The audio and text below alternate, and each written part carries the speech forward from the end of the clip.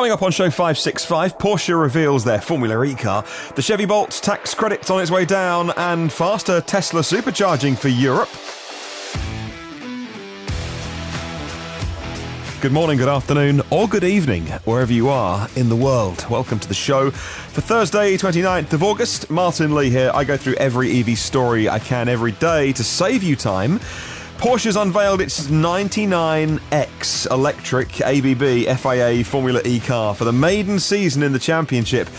Yes, Porsche, along with Mercedes, are joining for the brand new season, and the season spans the calendar year as well. So at the end of this year, brand new Formula E season with big name manufacturers joining this year. The car was revealed by Porsche's Formula E drivers Neel, Jani and Lotterer at the end of an interactive launch event hosted on the livestream gaming platform Twitch.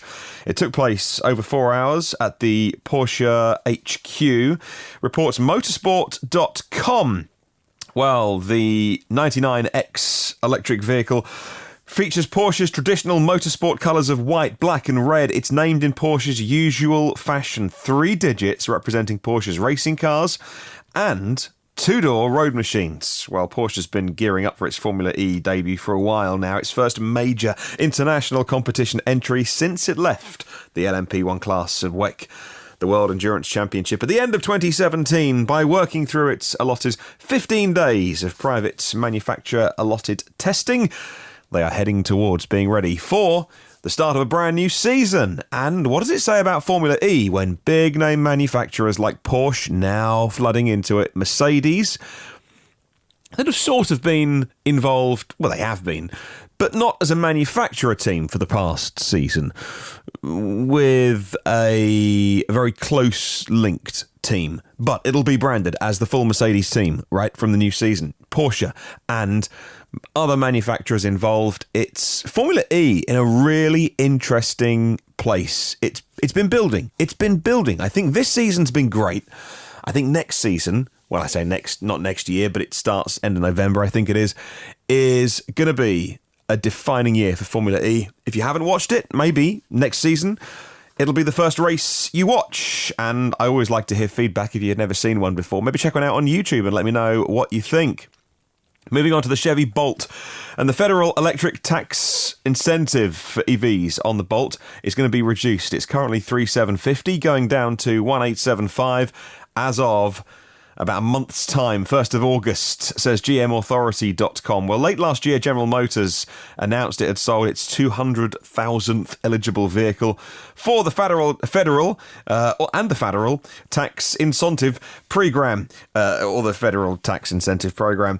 Sorry, I'm just being silly. Once a manufacturer reaches that milestone, customers don't qualify for the full credit, which was $7,500 and still is for everyone but Chevrolet and Tesla, with the incentive reducing by 50% 6 months later, then 25% 6 months after that. Not only will acting now allow you to save money, you get the higher $3,750 federal tax credit incentive rather than $1,875. There's some steep discounts being offered on the current model year, the 2019 model year. Autoblog reports that Chevy Bolt's buyers are seeing steep discounts of $9,000 this month, representing a quarter of the car's original MSRP. Well, for 2020 and the 2020 model year, so it'll be on sale this year, the hatchback gets 259 miles of range certified EPA. Yes, that is an increase of 21 miles over the current model that's on sale. So you might be saving your $9,000, but is it worth it should you buy a car as it's about to be replaced? Well, that means the base Bolt has superior range to a Tesla Model 3. It's at 259 miles. It's also 1 mile more than the Hyundai Kona EV on the EPA range. Would you buy one or would you wait for the new one? Personally, well, I bought the old one. Not the Bolt, but the Renault Zoe. So the Renault Zoe, the car I drive, is about to be replaced in a couple of months' time. And that means that the factory that makes Zoes did their final run, and then the factory closes down, they retool, they have their summer break, and then they open up again, and they've been making the new Renault Zoes on sale in mainland Europe to begin with, and then it'll be in this country from January next year. Big decision to make. Did I buy one in June, July this year, or wait 6 months for the new car? the decision we made was it was absolutely worth buying the current Renault Zoe ZE40. We had the 22 kilowatt hour, we moved to 41 kilowatt hour, range more than doubled, even though the battery size didn't double, but I don't know what they've done, some sort of witchcraft, efficiency, something. Anyway, range more than doubled, and for us, we get to drive a great car for the next 6 months. Haven't ruled out getting the new Renault Zoe, the ZE50, but needless to say, it wasn't full price. It wasn't whatever it is, 20-something thousand pounds, I think, is like the full recommended retail price, because it's at the end of its life. New model coming out soon. Couple of little deals to be done, and so that's the decision we made, and we were super happy with that. We don't have the latest phones and things like that anymore. We haven't replaced our telly in years, but you know, that thing still works, and when it breaks, we'll buy a new one, but I'm not doing it before it's broken. Let's move on and talk about Tesla. Well, the European Tesla owners who listen to this podcast will be happy about spending a little less time at supercharging stations the next time you go to charge your battery. A user on Twitter noted an increased charge rates. And then Tesla confirmed the upgrade by retweeting them, says Roadshow by CNET. Most of the chargers across Europe are now operating at 150 kilowatt speed. The United Kingdom, still, as of the last time checking, 130 kilowatts. In the US, the V2 chargers operate at 120 kilowatts. And so are they going to be upgraded for the US? Well, Tesla previously said in March it would unlock 145 kilowatts for US-based superchargers that are version 2. So it's goodness knows. UK's are running at 130, the US 145, Europe 150. The fact that Europe's power boost is online may be a sign Tesla's readying the upgrade for the US, but we're also awaiting Tesla Supercharger V3. Next generation chargers, 250 kilowatt charge speed, on the Model 3 at least. No need to split power because you've got the big 1 megawatt Dewberry thing that sits next to the watts in the flick. Yeah, that's right. And you can tell I'm a big expert on these things. So, what have you got where you are? It seems to be different all around the world. Or did Tesla just say 145 for the US, but then they'll really hit 50 and exceed expectations? And what's the fastest your Tesla has charged on a supercharger? Not a high-powered charger, not a third party, but on Tesla's network. What's the fastest you've gone? I'd love to know from you. Let's talk about the VW e-Golf. And no, I'm not talking about the ID3 for a change. There is actually an electric Golf, if you didn't know, and VW just lowered the price of the electric Golf in Germany. And what might surprise you is even though VW, talking about buying a car when it's about to be replaced, the e-Golf sells very well in Germany. There is a caveat to that, by the way, and a couple of listeners emailed me last time I mentioned, the German sales for the e-Golf is very good. They mentioned there is electric car-sharing fleets, and they're either run by VW or they're affiliated with the Volkswagen Group, or I don't think it's like a third-party one, but they all use VW e-Golfs. And so people were saying, yes, the sales numbers have been great recently for the e-Golfs, but the car-sharing schemes use them. That might not necessarily be private buyers loving the e-Golf. Well, Electrive was able to find out that Volkswagen is lowering the price of the e-Golf in Germany and other European countries as well, changing by market. In Germany, the car costs a smidge under 32,000 euros. That is instead of a smidge under 36,000 euros. Base price in Germany falling by 4,000 euros. Would you buy an e-Golf right now? Or would you wait for the car that is not replacing it? VW are very clear that this is not going to be new Golf. This is the ID3. Very coincidental that it's the same shape, size, similar weight, a little bit bigger inside because it's battery powered. But basically, it's the new version of the electric Golf. But whatever you do, don't call it a Golf. It's the ID3. Well, we talked about rumours earlier this week on the podcast, and we sort of poured a little bit of cold water on them, all about Elon Musk doing a big unveiling of a Model 3 that was made in China in the Gigafactory that's only a few months old, and they're making cars inside it. Didn't quite happen. However, as rumoured yesterday, Tesla did present a Tesla Model 3, but it was at the World Artificial Intelligence Conference in Shanghai. A Model 3 was on the stand, and it said that it was produced in China. The Model 3 was accompanied at the stand by a supercharging stall and a Powerwall energy storage product. It says Inside EVs. A couple of recent tweets from the user J in Shanghai. First one says this: Tesla's booth at the World Artificial Intelligence Conference showcasing a made in China Tesla Model 3. So maybe that was the one that the leaked pictures saw being built inside the factory. He later tweeted, a camouflage Model 3 is parked outside the Tesla service centre in Shanghai. Any idea why camouflage? No idea, Jay in Shanghai. The Model 3 is not exactly a secret. There are hundreds of thousands of them on the road by now. But yes, they have put that kind of new car camouflage all over it. Weird. And finally, he says, biggest news from Tesla China, all vehicles receive the sale tax exemption. Here is a video posted online by Tesla in China, and I'll pop a link in the show notes for you. All vehicles receive a sales tax exemption. I will look into, in the meantime, what exactly that means financially for you, if you're in China. Well, we go from four wheels to bobbing up and down on the ocean.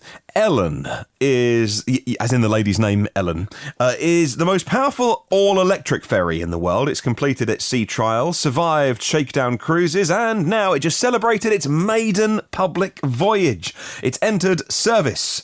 And the 22-mile route between two cities in southern Denmark, says Clean Technica, the voyage is 7 times longer than any other electric ferry on the route, according to the Electric and Hybrid Marine website. The Ellen can carry 200 passengers, 30 cars, 5 trucks, and is it a self-charging hybrid? No, it's not even a range extender. This is a pure electric ferry. No backup diesel, no gasoline generators on board Ellen. Instead, a 4.3 megawatt hour battery, holy moly, and 2 750 kilowatts electric propulsion motors. There are also 2 more 250 kilowatt auxiliary motors for manoeuvring and some kind of close quarters work, I imagine, when they come into dock. The battery system uses high-energy GNMC lithium-ion cells with safety features like bicellular laminated design and ceramic separators. Sounds impressive. I'll pop a link to Clean Technica in the show notes.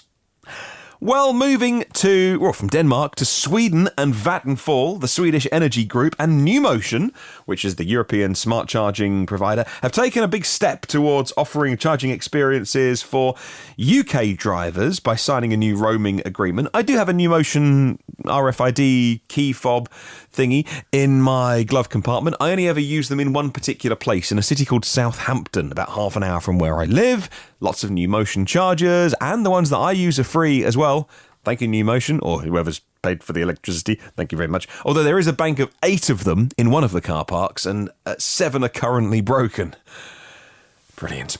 The agreement is due to start in September, and it's going to improve EV drivers' options by offering access to 400 public charging points operated around the UK with one app or one charge card. Both companies are looking into the possibility of expanding that partnership further. I look forward to seeing whether my NewMotion key fob will work or whether I get a new one. Finally, Volkswagen's luxury car brand Audi is in talks with China's BYD, Build Your Dreams, BYD, to supply batteries for their premium EVs, according to people familiar with the matter and reported by Bloomberg.com today. According to this article, negotiations with BYD, of course backed by Warren Buffett, China's top EV maker and the number 2 battery supplier for cars, talks are at an advanced stage. People told Bloomberg but asked not to be identified because the talks are still private. BYD is in discussions with other automakers as well about other battery supply deals. One of the people said there's no guarantee that any agreement with Audi will be reached, but negotiations are ongoing. Which is news, but also you would think that every battery manufacturer is, or even cell manufacturer, is talking to every car maker in the world. They should at least be talking. Hello, how are you? Do you have a good weekend? At least that, friendly conversations, and hopefully more advanced than that. Along the lines of, want to buy some batteries? Yes, we'd love to. Batteries really are the story of EVs in 2019. We know we can make a great car, and everyone but Tesla has no batteries. So we know we can make great Nissan Leafs, Renault Zoes, Chevy Bolts, Hyundai Konas, Kia e-Niros, Soul EVs, and many more as well. Some of them have got pretty long waiting lists because no one can get hold of the batteries. Let's move on to our question of the week, asking current EV drivers, how often do you charge and why? What's your charging pattern? Why do you choose to go with that one? Is it a conscious decision or a happy accident? Let me know, and anyone who listens to this show who doesn't drive an EV, we can maybe help you out with a bit of inside knowledge. Email me, hello@evnewsdaily.com. Leave a comment on Facebook and YouTube. Thank you so much to the gang at myev.com for helping make this show. MyEV is available in the USA, and it's so much more than it was when I remember when it first launched, and it had a little beta logo in the top left-hand side, and they just went live with it. They're like, let's connect buyers and sellers of EVs. Now they'll talk to you about financing and warranty. There's a dealer section. There's a chat box if you just want to chat, because they're not particularly selling anything. They just want to connect the EV community together. They'll even tell you why you should be driving an electric car. Check out myev.com. Thank you to my patrons as well on Patreon. The previous shows are online, 564 of those online. You can download them for free and get the new shows if you get subscribed in your podcast app. Anytime you want to get in contact, maybe try the social media channels. Search EV News Daily to find me. Have a wonderful day. I'll catch you tomorrow. And remember, there is no such thing as a self-charging hybrid.